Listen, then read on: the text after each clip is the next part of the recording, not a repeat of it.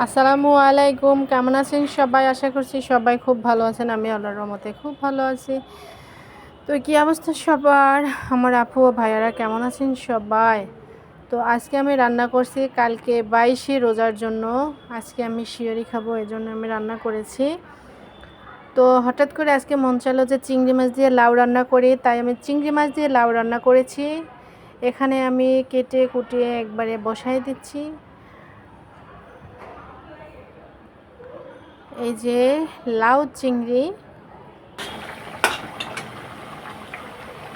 কষাই একবারে এই যে হয়ে গেছে প্রায়।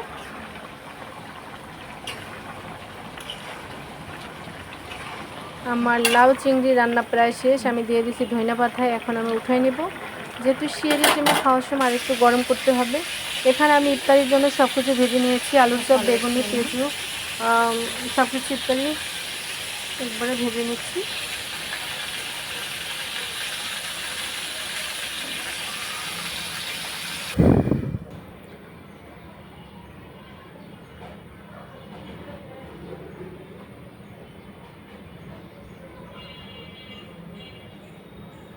কি সুন্দর একটা ওয়েদার, ঠান্ডা ঠান্ডা, এত ভালো লাগে।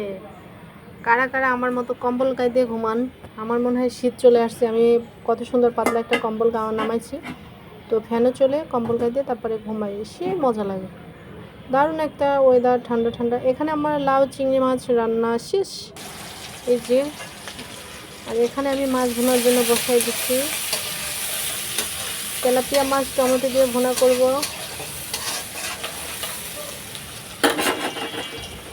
তেলাপিয়া মাছ এক কথায় আমার অনেক পছন্দ, অনেক অনেক।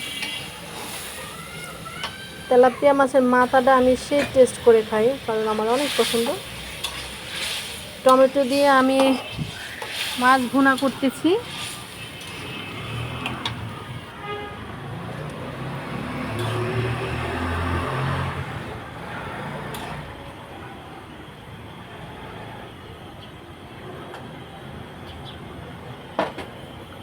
এখানে আমি টমেটো দিয়ে মাছ কষাইয়ে ঝোল দিয়ে দিচ্ছি।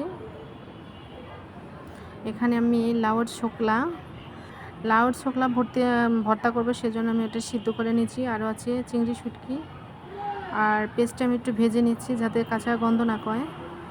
আর লাউয়ের ছোকলা ভর্তা করবো সেজন্য। এখানে আমার রান্নাবান্না পুরোদমই শেষ। মাছ ভুনা, সাথে আছে আরও পাতলা ডাল টমেটো দিয়ে,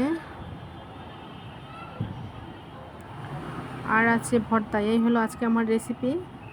তো কেমন লাগলে সবাই কমেন্ট করে বলবেন। আল্লাহ হাফেজ।